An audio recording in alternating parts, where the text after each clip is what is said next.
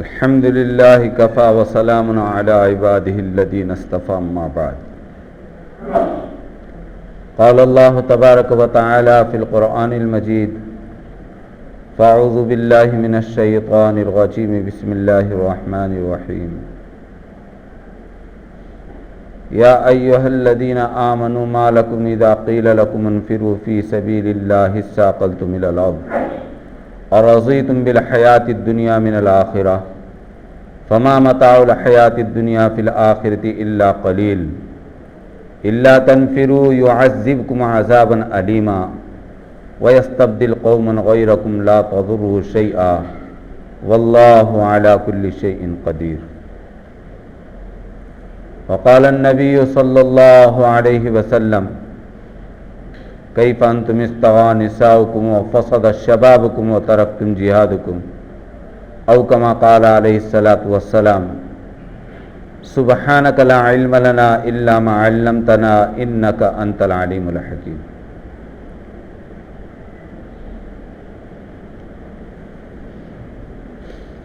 ساری انسانیت کے لیے اللہ تبارک و تعالی ایک نمبر کے اوپر داعی ہیں.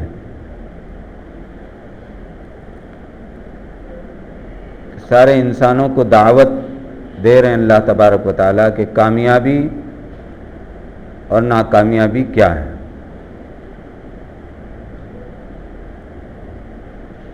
اس کے بعد اللہ تبارک و تعالیٰ نے یہ پیغام انسانوں تک پہنچانے کے لیے حضرت جبرائیل علیہ السلام کو چنا. جبرائیل علیہ السلام انبیاء علیہ السلام کے پاس اللہ تبارک و تعالیٰ کے یہ احکام لے کر کے آتے تھے. تیسرے نمبر کے اوپر اللہ تبارک و تعالیٰ کے پیدا کیے ہوئے یہ تمام کے تمام انسانیت کو صحیح راستہ دکھلانے کے لیے اور صحیح نہج کے اوپر ان کی زندگیاں گزرے، اس کے لیے کوشش کرنے والے انبیاء علیہ السلام.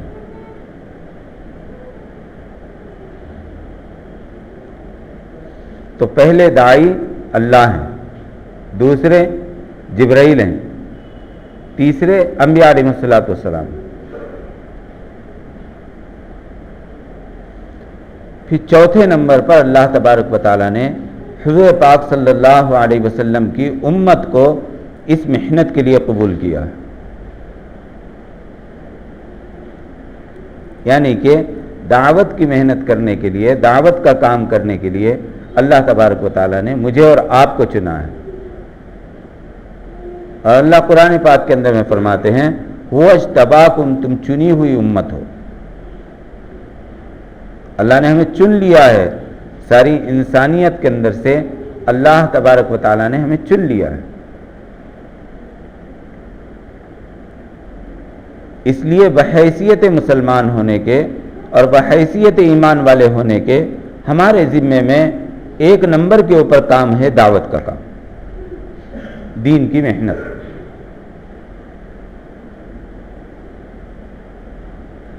دین کی محنت کے بہت سارے شعبے ہیں.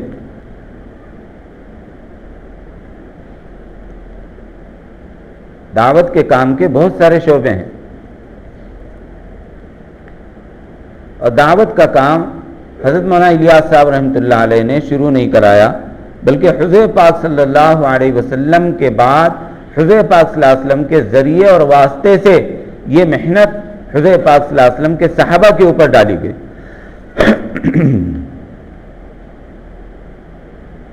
حجۃ الوداع کے موقع پر اللہ کے رسول صلی اللہ علیہ وسلم نے فرمایا: تمام کے تمام صحابہ اکرام رضی اللہ تجمعین جمع تھے جو آخری حج اللہ کے رسول صلی اللہ علیہ وسلم کو.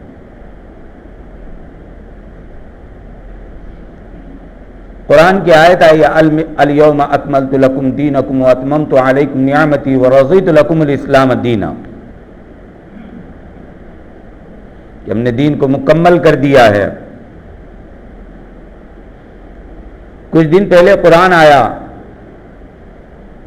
اذا جاء نصر اللہ کی صورت آئی اللہ کے نبی صلی اللہ علیہ وسلم کو یقین ہو گیا کہ اب میرے دنیا سے جانے کا وقت آ چکا ہے۔ حضور پاک صلی اللہ علیہ وسلم نے حجۃ الوداع کے موقع پر فرمایا کہ اے میرے صحابہ، کیا میں نے تم کو اللہ تبارک و تعالیٰ کا پورا دین پہنچایا؟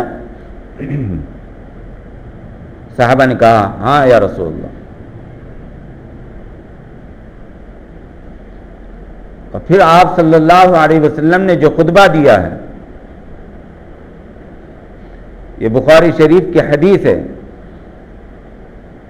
کسی مسلک کا آدمی اس حدیث کا انکار نہیں کر سکتا۔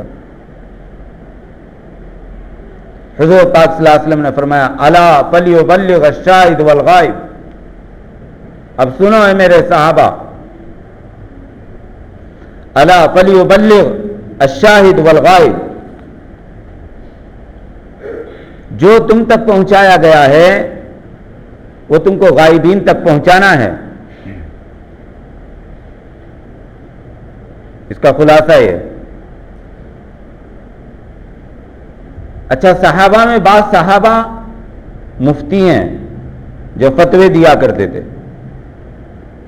ہر صحابی عالم ہے، لیکن بعض علماء ہیں بڑے بڑے،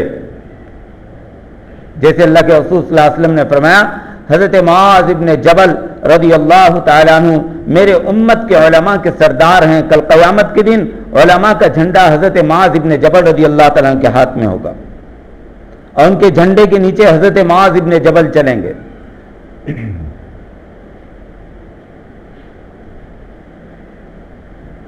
بعض صحابہ ذکر کرنے والے اور روزہ رکھنے والے ایسے بھی ہیں کہ بعض صحابہ صرف رمضان کی عید اور بقرعید کی عید کو ہی روزہ افطار کیا کرتے تھے، باقی پورا سال روزہ رکھ رہے ہیں۔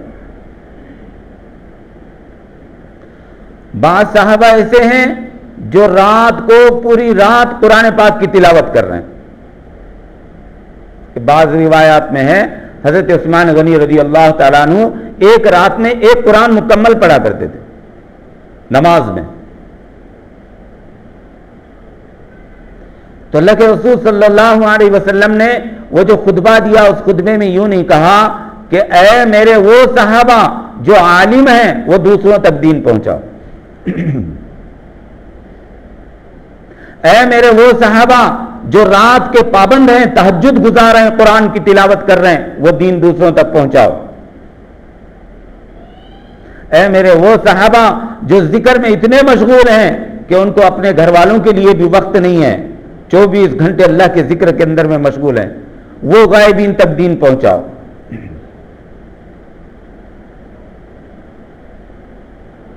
اگر اللہ کے رسول صلی اللہ علیہ وسلم یوں فرماتے کہ الا فلیبلغ العالم والغائب، کہ جو عالم ہیں وہ غائبین تک دین کا پیغام پہنچاؤ، تو دعوت کا کام ہمارے ذمے میں نہیں تھا، پھر صرف علماء کے ذمے میں دعوت کا کام تھا۔ اگر حضور پاک صلی اللہ علیہ وسلم یوں فرماتے کہ اے میرے وہ صحابہ جو قرآن پڑھنے والے ہیں وہ غائبین تک دین کو پہنچاؤ، جو قرآن کو سمجھتے ہیں، تو صرف کام حافظوں کے ذمے، قاریوں کے ذمے رہ جاتا۔ اگر اللہ کے رسول صلی اللہ علیہ وسلم یوں فرماتے کہ جو مالدار ہیں وہ دین کا یہ پیغام غائبین تک پہنچائے، تو صرف دعوت کا کام مالداروں کے لیے رہ جاتا۔ کیا لفظ استعمال کیا اللہ کے رسول صلی اللہ علیہ وسلم نے، الا فلیبلغ الشاہد والغائب۔ شاہد کے لفظ کو میں نے دیکھا لسان العرب کے اندر میں، عربی لغت کے اندر میں شاہد کا لفظ کہاں استعمال کیا جاتا ہے اور کس جگہ استعمال کیا جاتا ہے، تو اس کا معنی شاہد کا ہے کہ جو حاضر ہے وہ بھی نہیں بلکہ جو شہادت دیتا ہے، جو گواہی دیتا ہے لا الہ الا اللہ محمد رسول اللہ، وہ چاہے پھر گاڑی لگانے والا ہو، چاہے پھر وہ لیبر کام کرنے والا ہو، چاہے پھر وہ مستری ہو، اور چاہے عالم ہو، چاہے حافظ ہو، مسجد کا امام ہو، مسجد کا مؤذن ہو، چاہے وہ بہت بڑا تاجر ہو، چاہے حکمران ہو، سب کے ذمے میں اللہ کے دین کی محنت کرنا۔ فارغ ہے تو بھی اللہ کے دین کا کام کرنا ہے، مشغول ہے تو بھی اللہ کے دین کا کام کرنا ہے۔ اللہ کی قسم امت کا زوال جو شروع ہوا ہے نا، ہر کام کو اپنا کام سمجھا، دین کی محنت کو اپنا کام نہیں سمجھا. یہ بھی ایک کام ہے میرے ذمے میں.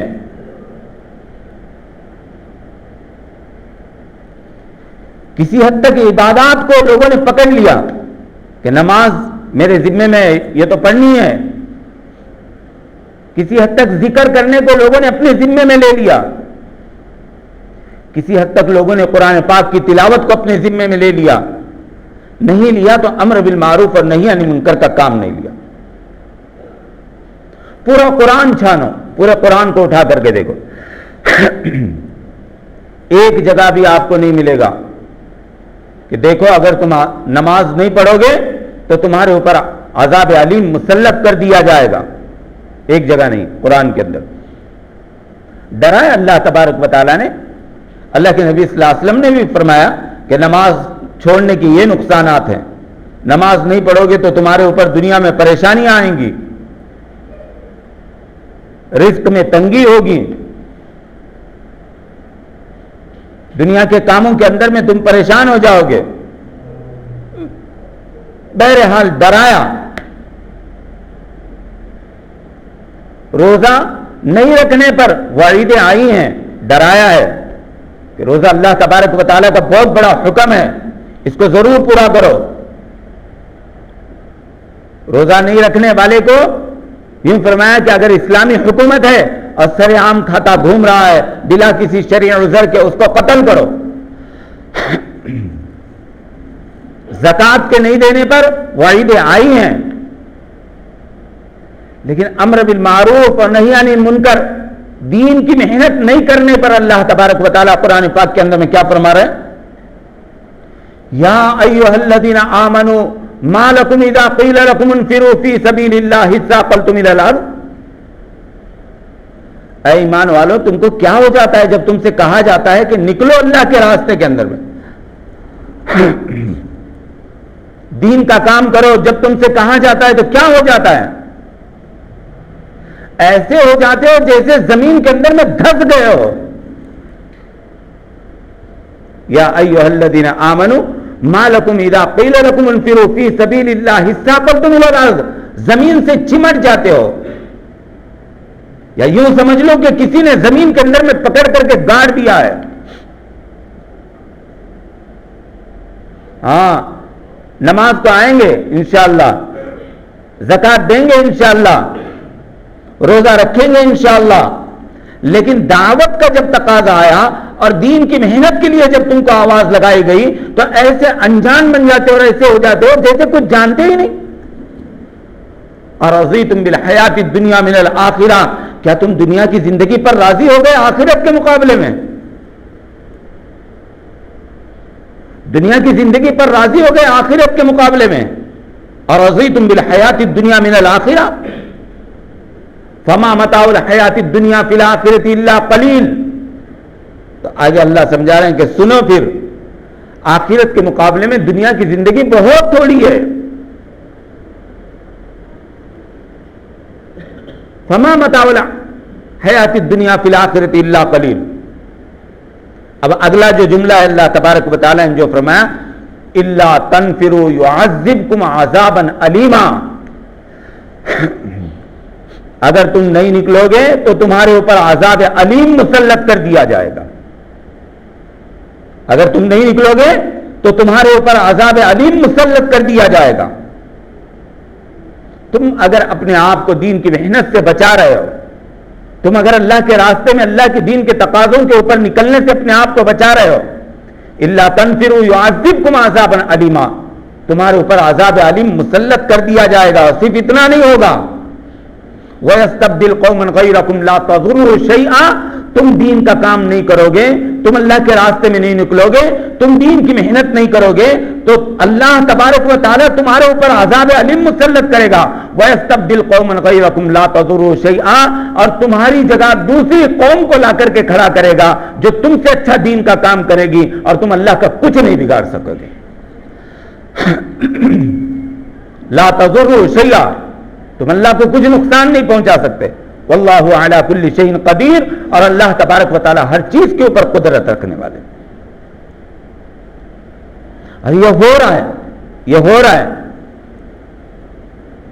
یورپ جیسے ممالک کے اندر میں عیسائی اور یہودی کثیر تعداد کے اندر بھی اسلام میں داخل ہو رہے ہیں، اور بیچارے جب اسلام کو قبول کر رہے ہیں، اسلام کے اندر میں داخل ہو رہے ہیں، تو پورے دنیا کے اندر میں پھیل کر کے دین کا کام بھی کر رہے ہیں.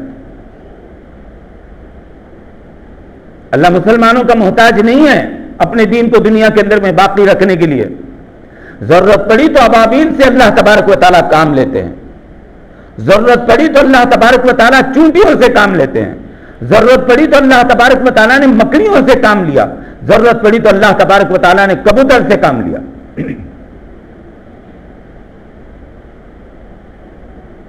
یہ عمل اتنا اونچا عمل ہے کہ اس عمل کے ساتھ میں خیر اور برکتیں بھی اللہ تبارک و تعالیٰ نے ویسے ہی رکھی ہیں.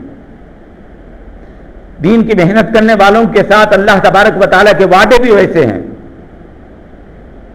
سلیمان علیہ السلام کا لشکر گزر رہا ہے، چونٹی اپنے چونٹیوں کو کہہ رہی ہے کہ اپنے اپنے بلوں کے اندر میں چلے جاؤ، کہیں ایسا نہ ہو کہ سلیمان کا لشکر بے خبری میں تمہیں اپنے پیروں کے نیچے رون ڈالے. اس نے دعوت دی ہے اپنے چونٹیوں کو. یہ دعوت کا عمل اور اس کا یہ کلام اللہ کو اتنا پسند آیا کہ قرآن کے اندر میں سورہ نمل کے نام سے اللہ نے سورت ہی نازل کر دی.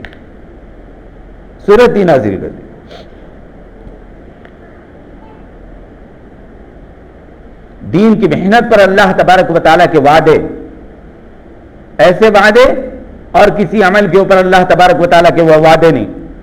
ایک آدمی اللہ کی دین کی محنت کر رہا ہے، اس کی دعاؤں کو اللہ ایسے قبول کرتے ہیں جیسے بنی اسرائیل کے زمانے کے نبیوں کی اللہ تبارک و تعالیٰ دعائیں قبول کیا کرتا تھا.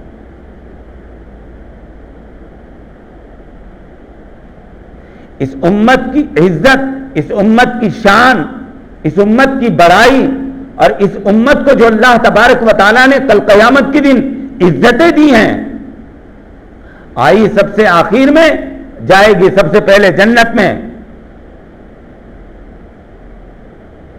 حضور پاک صلی اللہ علیہ وسلم فرما رہے ہیں کہ جنت میں ایک درخت ہے جس کا نام طوبہ ہے، اور اس کے پاس ایسی نہریں ہیں، اس کا تنا سونے کا ہے، اس کا پانی اگر آدمی کو ایک قطرہ پلا دیا جائے تو نہ سکرات، نہ موت، نہ قیامت کے دن اس کو کبھی پیاس لگے گی. اللہ کے رسول صلی اللہ علیہ وسلم کے سامنے طوبہ کی تعریف ہوئی موسیٰ علیہ السلام کے سامنے. موسیٰ علیہ السلام نے کہا کہ اللہ وہ پانی مجھے پلا دے. اللہ تبارک و تعالیٰ نے فرمایا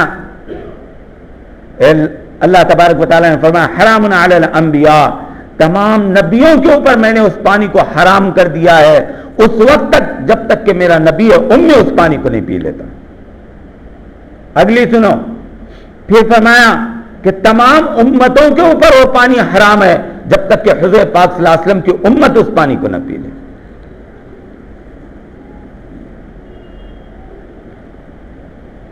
اس لیے صحابہ کرام رضی اللہ اجمعین کا حال یہ تھا کہ ہم کاروبار کے بغیر جی سکتے ہیں، ہم تجارت کے بغیر جی سکتے ہیں، ہم بیوی بچوں کے بغیر جی سکتے ہیں، ہم ملازمت کے بغیر جی سکتے ہیں، ہم جی نہیں سکتے تو دعوت کی محنت کے بغیر جی نہیں سکتے. دین کا کام کرے بغیر جی نہیں سکتے. حضرت معاذ ابن جبل، جن کے بارے میں میں نے ابھی آپ کو بتایا کہ اتنا اونچا مقام اللہ کے رسول صلی اللہ علیہ وسلم نے بشارت دی ہے کہ معاذ کل قیامت کے دن میرے امت کے تمام علماء کرام کا جھنڈا تیرے ہاتھ میں ہوگا اور سارے علماء تیرے جھنڈے کے نیچے جنت میں جائیں گے. وہ حضرت معاذ ابن جبل رضی اللہ تعالیٰ عنہ کا جب آخر وقت آیا، اب بستر کے اوپر پڑے ہوئے ہیں اور رو رہے ہیں، زار و قطار رو رہے ہیں. لوگوں نے پوچھا کیا بات ہے معاذ، کیوں رو رہے ہو؟ موت کے خوف میں رلا دیا. حضرت معاذ ابن جبل رضی اللہ تعالیٰ عنہ فرمانے لگے کہ نہیں، بیوی بچوں کے چھوٹنے کا غم ہے. فرمایا نہیں، کیا چیز رلا رہی ہے؟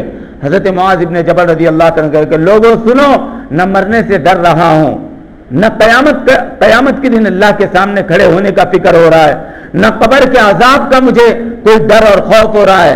مجھے ڈر اور خوف کی وجہ سے میرا رونا نہیں ہے، میرا رونا اور یہ میرے آنکھ کے آنسو افسوس کے ہیں. فرمایا کس چیز کا افسوس ہے؟ فرمایا معاذ ابن جبل رضی اللہ تعالیٰ عنہ کی ہمیشہ یہ تمنا اور آرزو ہوا کرتی تھی کہ رمضان کا مہینہ ہو اور معاذ روزے سے ہو اور سخت دھوپ کا عالم ہو اور معاذ جنگ کے میدان کے اندر میں چلا جائے اور وہاں اللہ کے راستے کے اندر میں قتال ہو رہا ہو اور اس جگہ کے اوپر معاذ بھی وہاں قتال کرے. اس کے بعد وہ لوگ معاذ کے ہاتھ کاٹ دیں، معاذ کے پیر کاٹ دیں اور معاذ کی زبان کاٹ دیں اور روزے کی حالت میں اس حالت میں میری موت آئے اور کل قیامت کے دن جب میں اللہ کے سامنے کھڑا ہوں تو اللہ پوچھے کہ معاذ دنیا سے کیا لایا، تو میں اللہ کو کہوں کہ اللہ تیرے دین کو سرسبز اور شاداب کرتے ہوئے اپنی زبان کٹا کر کے آیا ہوں، روزے دار ہوں، حضور پاک صلی اللہ علیہ وسلم کے ہاتھوں سے روزہ افطار کرنا چاہتا ہوں، جامع کوثر سے روزہ افطار کرنا چاہتا ہوں. یہ تمنا دل کے دل میں رہی، اس بات کے اوپر مجھے رونا آ رہا ہے کہ موت اللہ کے راستے میں ہونی چاہیے تھی، بستر کے اوپر آ رہی ہے، اس کے اوپر رونا آ رہا ہے. صحابہ بستر کی موت پسند نہیں کیا کرتے تھے، صحابہ موت پسند کیا کرتے تھے اللہ کے راستے کی، اللہ کے دین کی محنت کرتے ہوئے، اللہ کے دین کو سرسبز اور شاداب کرنے کی محنت کرتے ہوئے. حضور پاک صلی اللہ علیہ وسلم نے فرمایا کیف انتم استغا نساؤکم وفسد شبابکم وترکتم جہادکم. لوگوں اس وقت تمہارا کیا حال ہوگا جب تمہاری عورتیں تم سے بے قابو ہو جائیں گی، وفسد شبابکم تمہارے جوان فاسق اور فاجر ہو جائیں گے. جھوٹ ان کی زندگی کے اندر میں، گناہ ان کی زندگی کے اندر میں، ہر طرح کی برائیوں کے اندر میں یہ لوگ مبتلا ہو جائیں گے. صحابہ پریشان ہو گئے کہ ہماری عورتیں ہم سے بے قابو کیسے ہو جائیں گی، جبکہ ہماری عورتیں تو وہ عورتیں ہیں کہ ہمیں بستر کے اوپر بیٹھنے نہیں دیتی. جب اللہ کے دین کا تقاضا آتا ہے 2 سال کے بچے لا کر کے حضور پاک صلی اللہ علیہ وسلم کے سامنے پیش کر دیے اور دین کا کام کرنے والی اور ہماری عورتیں ہم سے بے قابو ہو جائیں گی.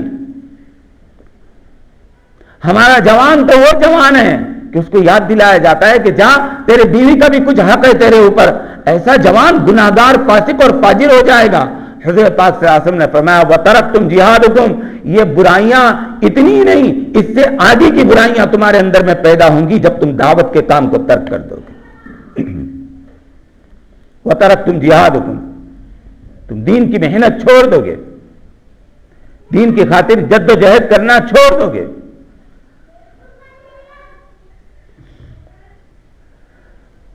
پورے دنیا کے اندر میں جو انتشار ہے اور جو دنیا کے اندر میں لوگ برائیوں کے اندر میں مبتلا ہیں، اس کا ذمہ دار حضور پاک صلی اللہ علیہ وسلم کا ہر وہ امتی ہے جو لا الہ الا اللہ محمد رسول اللہ کی گواہی دے رہا ہے، کلمہ تو پڑھ رہا ہے، لیکن اس کلمے کے ساتھ جو اللہ کے رسول صلی اللہ علیہ وسلم کی طرف سے جو ذمہ داری آئی ہے اس ذمہ داری سے غافل ہے. جیسے میں نے پہلے بتایا کہ نماز اس کا انفرادی عمل ہے. حضرت خالد بن ولید رضی اللہ تعالیٰ عنہ،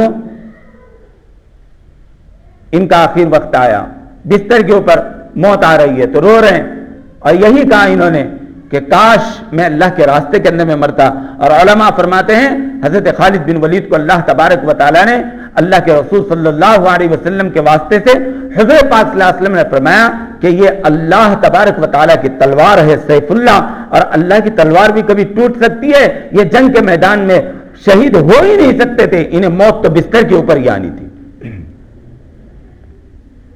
انتقال کے وقت وصیت کی کہ میرے قبر کے اوپر ایک تختی لگا دو، اور وہ تختی آج بھی حضرت خالد بن ولید رضی اللہ تعالیٰ عنہ کے قبر کے اوپر لگی ہوئی ہے اور اس کے اوپر لکھا ہوا ہے اے اللہ جب تک یہ امت آپ کے عوامر کو پورا کرتی رہے، آپ کے حکموں کو پورا کرتی رہے اور امر بالمعروف اور نہی عن المنکر یعنی کہ دعوت کا کام کرتی رہے، اسے پورے دنیا کے سر کا تاج بنا دینا. اور جس دن یہ امت امر بالمعروف اور نہی عن المنکر کو چھوڑ دے اور آپ کے حکموں کے اوپر چلنا چھوڑ دے، پوری دنیا کی جوتی ان کے سر کے اوپر لا کر کے رکھ دینا. آج بھی ان کے قبر کے اوپر وہ تختی لگی ہوئی. آدمی نماز چھوڑتا ہے، آدمی روزہ چھوڑتا ہے، وہ اس کا انفرادی عمل ہے اور اس کے اوپر اللہ تبارک و تعالیٰ ناراض ہوتا ہے، اس کے اوپر اللہ کو غصہ آتا ہے، لیکن امت جب دعوت کا کام چھوڑتی ہے تو اللہ تبارک و تعالیٰ کو جلال آتا ہے. پھر دعوت کے کام میں جھول اللہ تبارک و تعالیٰ برداشت نہیں کرتے. نبیوں کا نہیں کیا اللہ تبارک و تعالیٰ نے، نبیوں کا نہیں کیا. قل ان كان آباؤكم وابناؤكم وازواجكم وعشيرتكم واموال اقترفتموها وتجارة تخشون كسادها ومساكن ترضونها احب اليكم من الله ورسوله وجهاد في سبيله حتى يتربصوا. اللہ تبارک و تعالیٰ قرآن پاک کے اندر میں کیا فرما رہا ہے؟ قل ان كان آباؤكم، آپ کہہ دو کہ تمہارے باپ دین کی محنت میں رکاوٹ بن رہے، وَأَبْنَاؤُكُمْ، تمہاری اولاد دین کے کام میں رکاوٹ بن رہی ہے. قُلْ إِنْ كَانَ آبَاؤُكُمْ وَأَبْنَاؤُكُمْ وَأَزْوَاجُكُمْ، تمہاری عورتیں دین کی محنت میں رکاوٹ بن رہی ہیں. وَعَشِيرَتُكُمْ، تمہارا خاندان تمہارے دین کے کام میں رکاوٹ بن رہا ہے. وَأَمْوَالٌ اقْتَرَفْتُمُوهَا، وہ مال جو تم نے کما کر کے رکھے ہوئے ہیں وہ دین کی محنت میں رکاوٹ بن رہے ہیں. وہ تجارت تخشون کسادها، وہ تجارت جس کے نقصان کا ہمیشہ ڈر ہے تم کو کہ اگر دین کا کام کروں گا تو تجارت میں میرے نقصان ہو جائے گا. ومساکن ترضونها احب الیکم من اللہ ورسولہ وجہاد فی سبیلہ، اور تم نے جو بہترین مکانات بنائے ہیں، بنگلے بنائے ہیں، وہ بنگلے تم سے چھوٹ نہیں رہے ہیں اور وہ دین کے کام کے اندر میں رکاوٹ بن رہے ہیں. فتربصوا حتى يأتي الله بأمره، تو پھر تم انتظار کرو اللہ تبارک و تعالیٰ کی طرف سے کسی حکم کے آنے کا، اللہ کی طرف سے کسی عذاب کے آنے کا تم انتظار کرو. اور یہی ہو رہا ہے.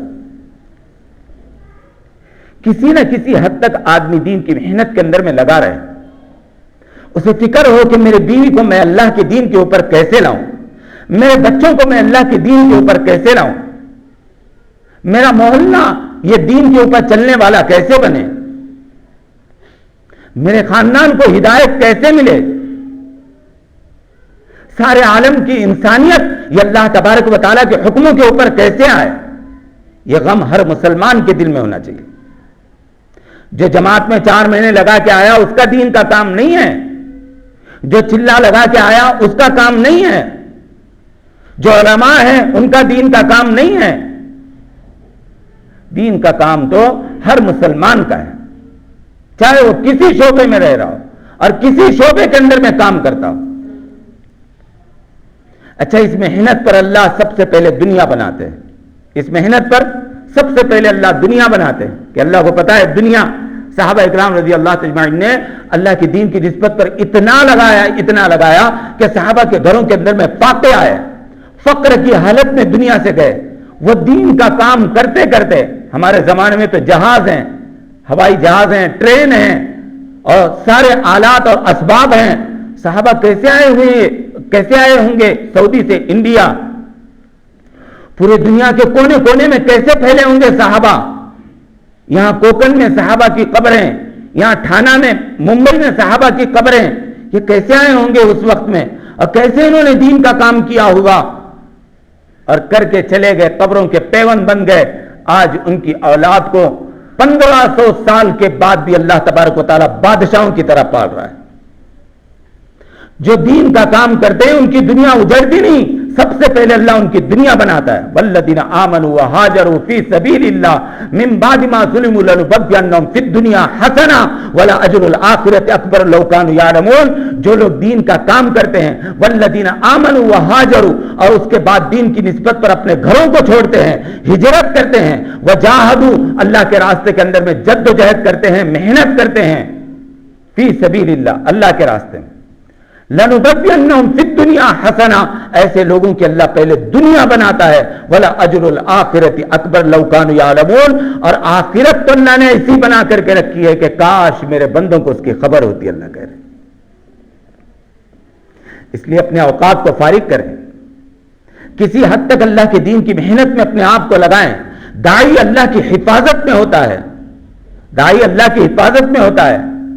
دعوت کی محنت کرنے والے کی اللہ حفاظت کرتا ہے, اس کے مال کی حفاظت ہوتی ہے, اس کے جان کی حفاظت ہوتی ہے, اس کے اولاد کی حفاظت ہوتی ہے. اسے لگتا ہے کہ میرا سب کچھ لگ رہا ہے, لگ نہیں رہا ہوتا ہے, اللہ اس میں برکتیں ڈال رہا ہوتا ہے. حضرت عمر رضی اللہ تعالیٰ عنہ کے زمانے میں مدینہ منورہ کے اندر میں قحط پڑا. قحط ایسا پڑا کہ لوگ بھوک کی وجہ سے مر رہے ہیں. حضرت عمر رضی اللہ تعالیٰ عنہ پریشان ہو گئے کہ کیا کروں. حضرت عمر رضی اللہ تعالیٰ عنہ نے خط لکھا حضرت عمرو بن عاص رضی اللہ تعالیٰ عنہ کو, جو اس وقت میں ملک شام کے گورنر تھے. کہا کہ یہاں غلہ ختم ہوا ہے, اگر وہاں کچھ غلہ ہو تو آپ بھیج دو. حضرت عمرو بن عاص رضی اللہ تعالیٰ عنہ نے کہا کہ ٹھیک ہے, میں بھیج رہا ہوں, اور اتنا بھیجوں گا کہ پہلا اونٹ مدینے میں داخل ہو رہا ہوگا تو آخر اونٹ وہاں ملک شام کے اندر میں ہوگا. 2000 کلومیٹر کا فاصلہ. اور ہوا ایسے ہی, پہلا اونٹ مدینے میں آیا, آخر اونٹ ملک شام کے اندر میں تھا.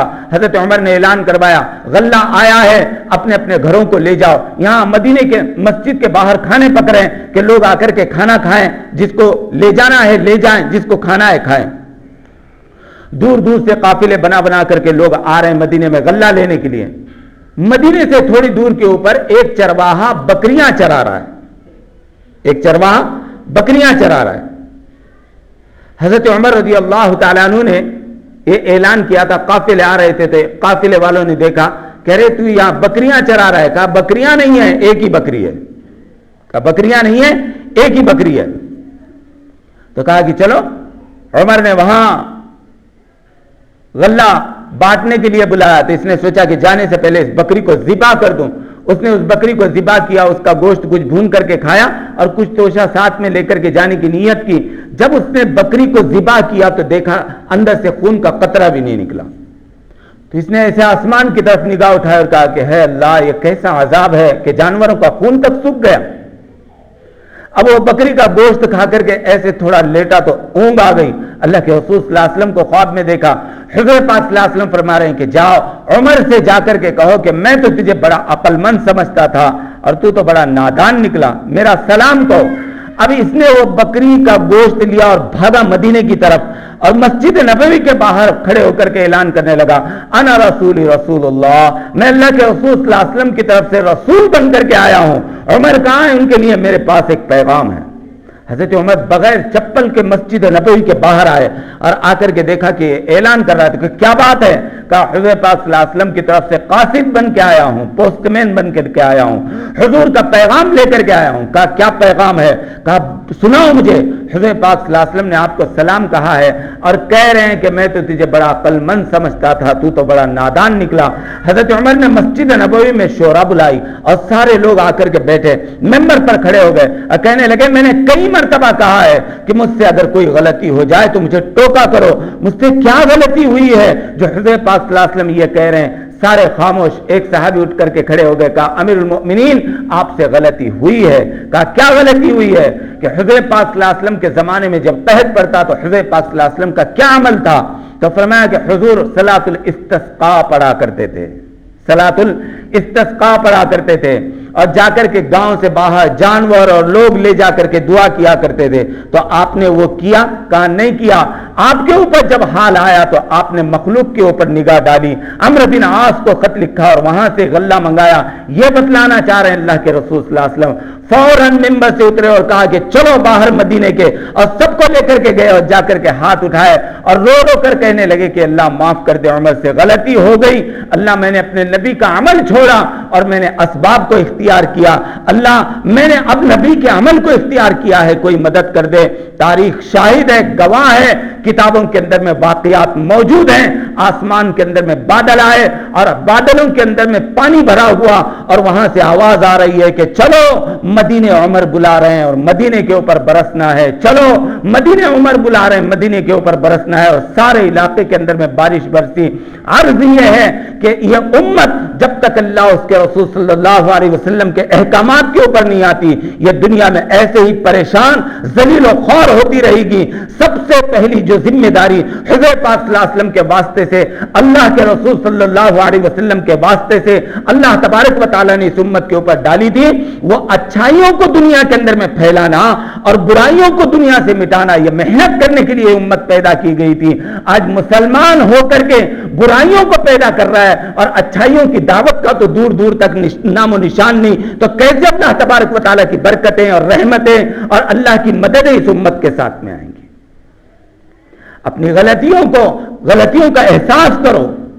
آج بیوی کو نماز کی دعوت دینے کے بجائے میں گناہ کی دعوت دے رہا ہوں، اپنے بچوں کو نماز کی دعوت دینے کے بجائے، دین کی دعوت دینے کے بجائے گناہوں کے اوپر ڈال رہا ہوں۔ آپ کہیں گے کیسے بات کر رہے ہیں، ہم نے کیا گناہ کروائے؟ اپنے بچے کے ہاتھ کے اندر میں موبائل پکڑوایا اور اس کو اگر فحش فلمیں اور گانے اگر دکھائے ہیں تو آپ برائی کے پیدا کرنے والے ہیں۔ تو اللہ اور اس کے رسول صلی اللہ علیہ وسلم کے ساتھ میں جنگ کا اعلان کر رہے ہو کہ اللہ تو نے کہا تھا کہ اپنے بچوں کی صحیح تربیت کرنا، میں اس کی غلط تربیت کر رہا ہوں، آپ میرا جو بگاڑنا چاہیں بگاڑ لیں۔ یہ ہمارا عمل بتا رہا ہے۔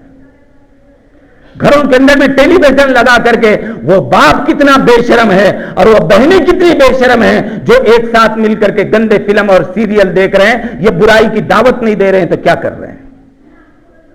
یہ غلط چیزوں کی دعوت گھروں کے اندر میں نہیں چل رہی ہے تو کیا چل رہا ہے؟ اور کیسے اللہ تبارک و تعالی ہمارے گھروں میں برکتیں لائے گا اور خیر آئے گی؟ ہوش میں آئیں، ابھی بھی اپنی زندگیوں کو سنبھالیں۔ رمضان سامنے آ رہا ہے، شعبان کا مہینہ رمضان کی تیاری کے لیے ہے۔ شعبان میں آدمی گناہوں سے توبہ کرے، رمضان کی تیاری کریں، اپنے گھر والوں کو اس کے لیے تیار کریں کہ چلو اب رمضان میں ہم کو اعمال کرنے ہیں۔ اپنے گھر کے اندر میں ہم تعلیم کا مزاج ابھی سے بناتے ہیں، ہم ابھی سے ایک دوسرے کی نمازوں کو صحیح کرنے کی محنت کرتے ہیں، تو رمضان ہمارا اچھا گزرے گا، دعائیں اللہ تبارک و تعالیٰ قبول کرے گا۔ رمضان کے مہینے کی تیاری شعبان سے کریں اور اپنی زندگی کا مقصد بنائیں کہ لوگوں کو اچھائی کی طرف بلاؤں گا اور برائی سے روکوں گا۔ آپ عمل نہیں کر رہے ہیں پھر بھی دعوت دو، عمل نہیں کر رہے ہیں پھر بھی دعوت دو۔